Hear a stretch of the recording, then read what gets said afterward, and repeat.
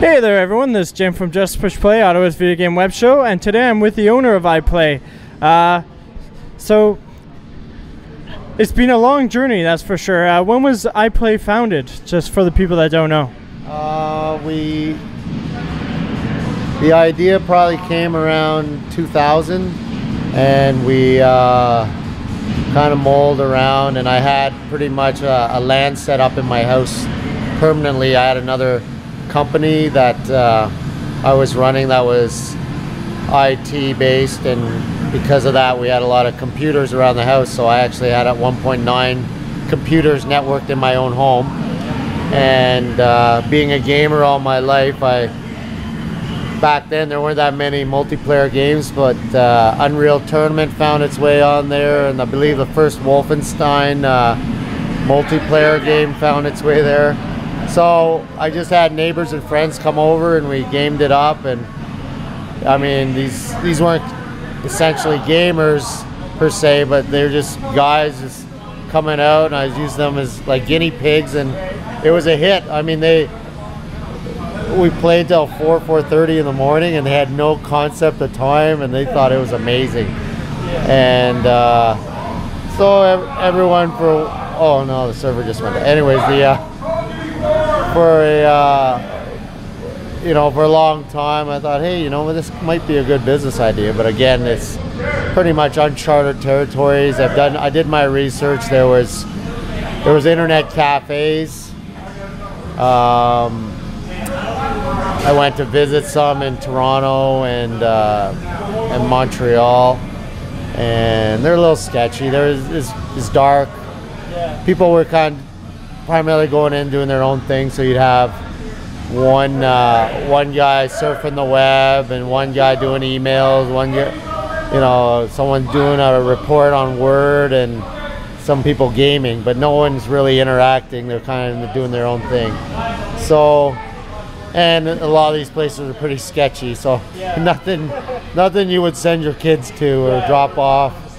So I was looking at a family-oriented type of concept, so that our primary focus was during the daytime or weekends you'd host kids' birthday parties, and nighttime we ran tournaments and things like that. And so we developed the concept and found a place to do it on Ibra Road in Stittsville in 2002.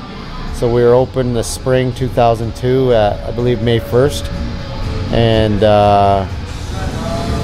yeah, that's how it all started, and it was really good. We ran tournaments the first year. A big game was Counter-Strike 5v5. We drew teams from Toronto, Orangeville, Montreal, Quebec City. We had this 5-on-5, and I think our biggest tournament we had maybe 16 teams. We had a big screen TV. Actually, it was this one right here that was quite something back then. No one had ever seen a 65-inch HD projection television that we hooked up Half-Life TV on, and you could broadcast matches. So it was big events back then. We had prize money, and it was a lot of fun. So yeah, it's first 5 years it really took off. But then, I mean, the writing was on the wall with Xbox Live. Because of online gaming, I was just gonna say. Free network, things like that, and you just knew that the writing was on the wall, and it's but yeah, 11 years, that's not a bad run. Well, as you just showed me, you had a lot of people very happy with having a place for them to drop in, and I think that's really cool.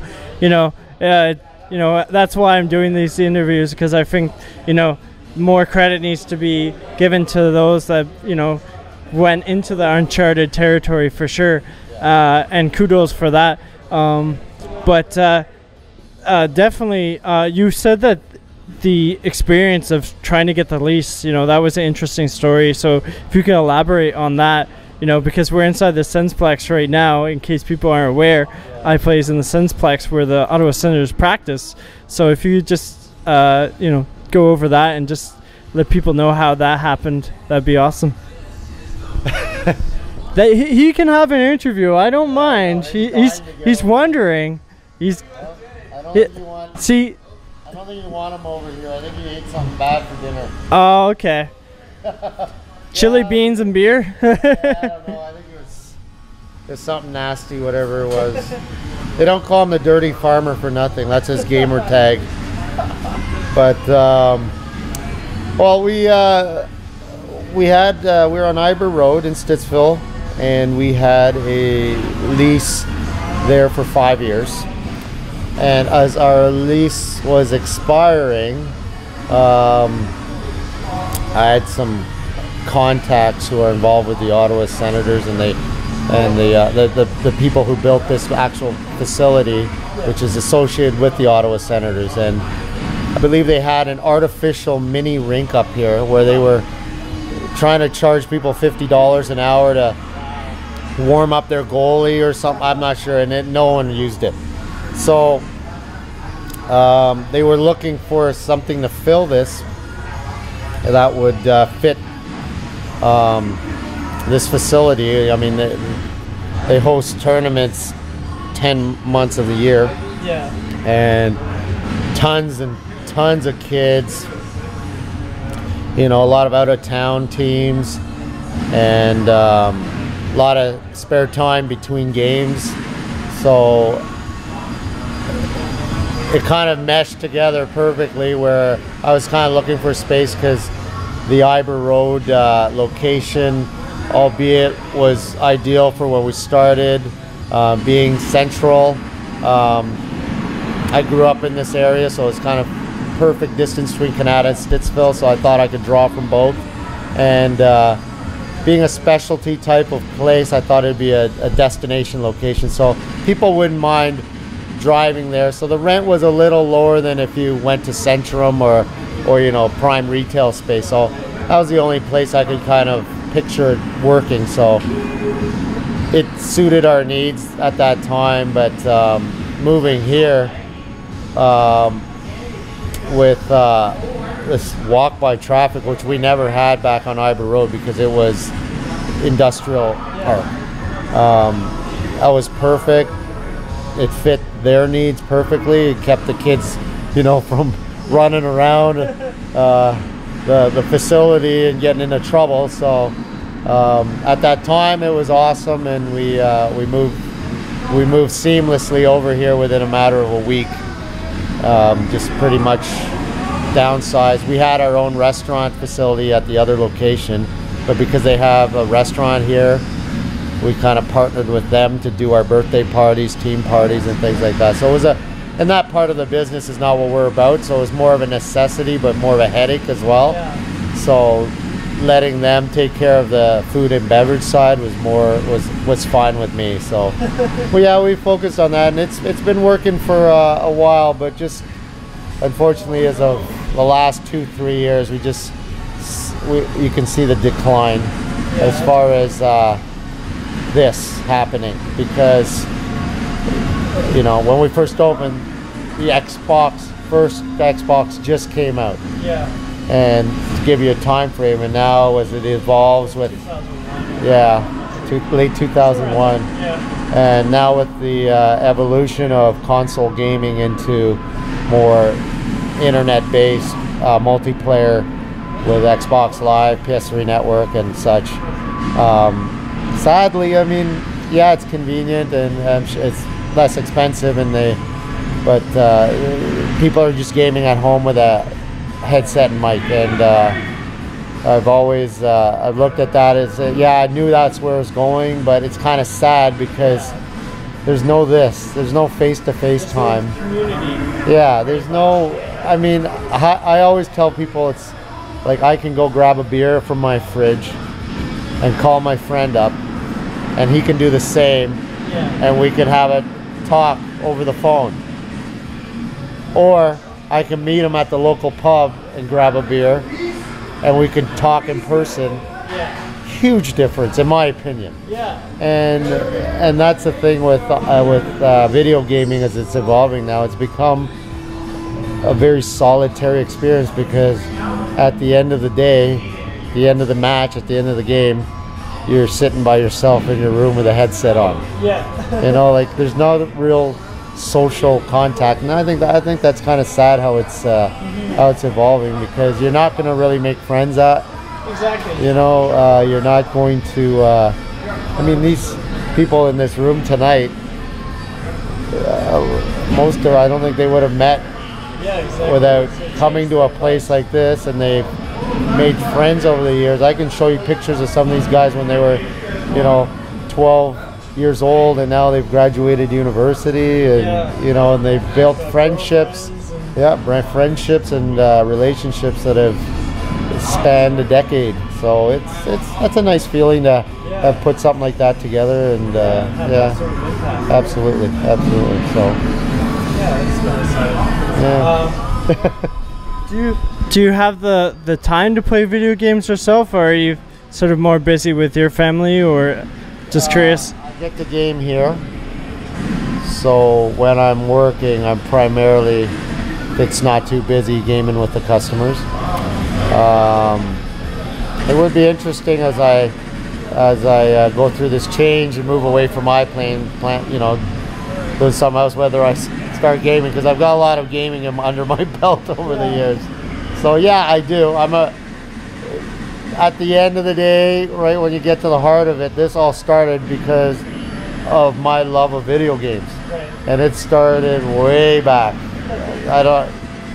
Pretty far back to a lot. Actually, that's a good question. When did you start playing video games, and what was do you remember your first video game that you played, or? I'm old enough to remember Pong. Okay, so, and the first Atari, ColecoVision, so I grew up with it.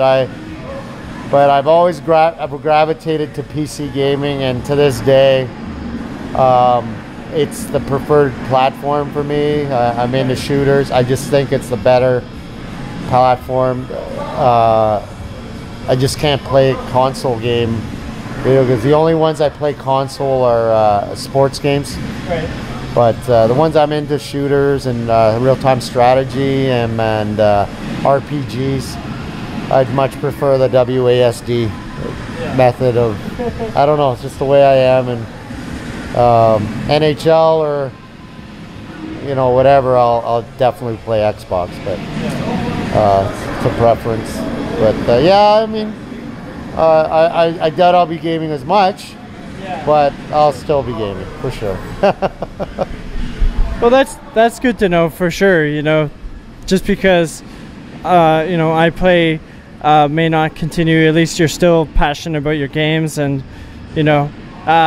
I spoke to your sons, and they seemed very passionate about games, very happy to talk to me for a while. So that was do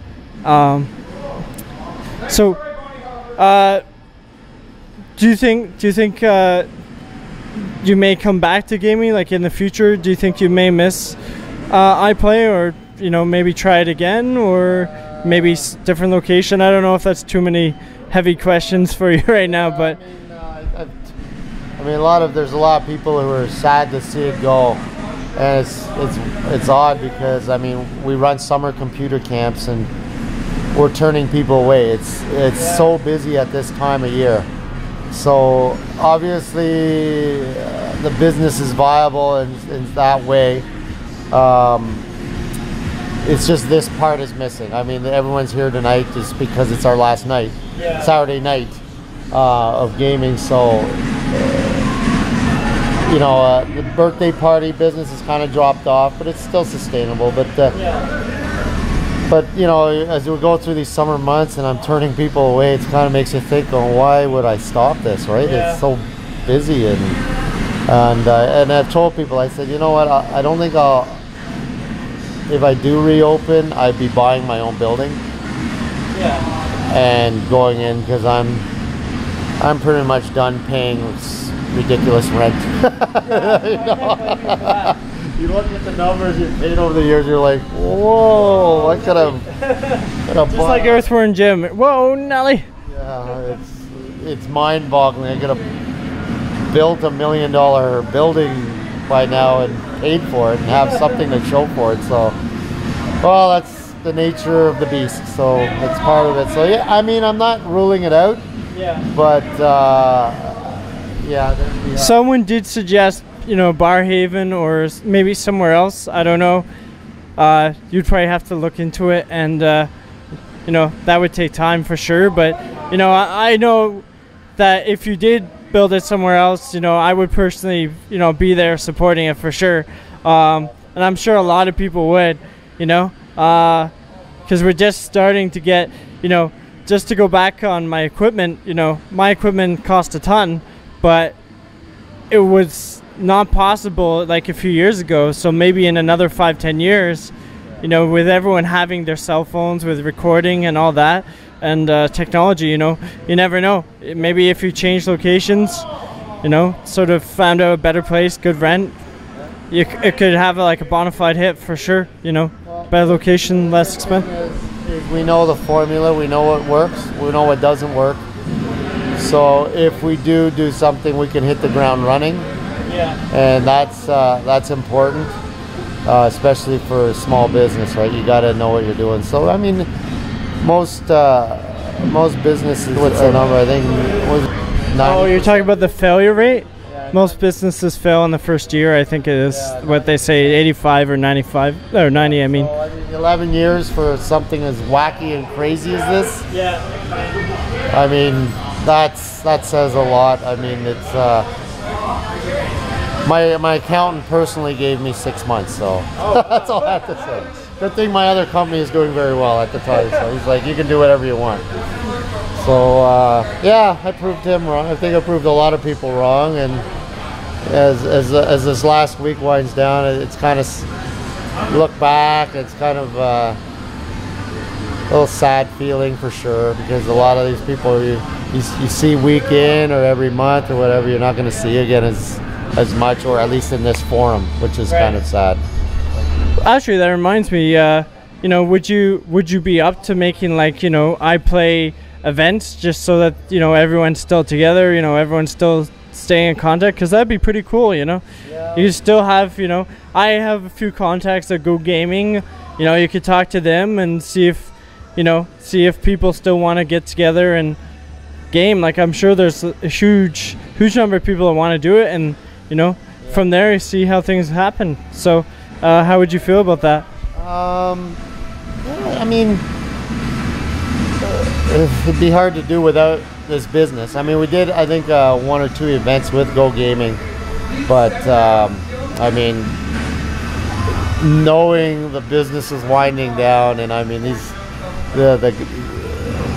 was fun for them to get together, but I think because of our, I just couldn't invest in newer equipment because I knew we were shutting down. Yeah. And that writing was on the wall a couple of years ago.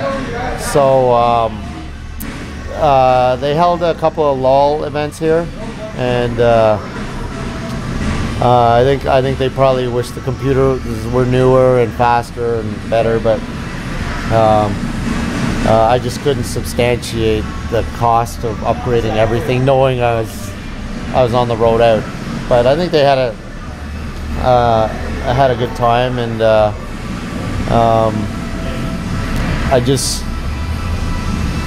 it's just hard to explain to people. I know cost is an issue when it comes to gaming, and obviously you don't want to pay too much and stuff, and you know, like $20 for a night of entertainment, I think that's fair for anything.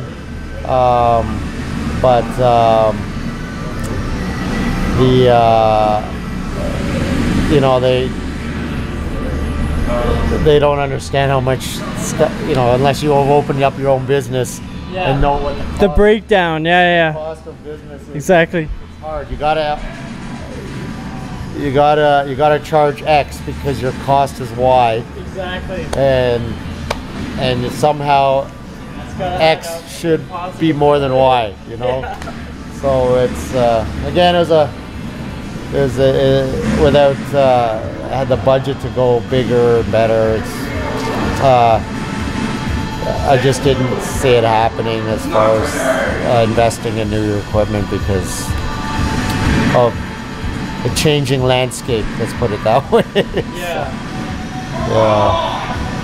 But yeah, it was a good run. I'm happy with how it ran, and I'm happy with how it's ending. And if anything does pop up again, we'll let you know. Yeah, well, that's great. Do you have any last words, you know, for gamers out in Ottawa, or, you know, just say hi to friends or family? All I say is, for me personally, I hope maybe someone else or whatever finds some way to, you know, create a venue or something like that that makes gaming more social, so you can make real life friendships and contacts, not the artificial stuff that's on the web. We've had so many great experiences here, like just the fact that people get to be face to face. We had a guild in World of Warcraft that played 25-30 hours together every week and have never met, and they decided to use iPLAY and rented us out for a weekend to meet.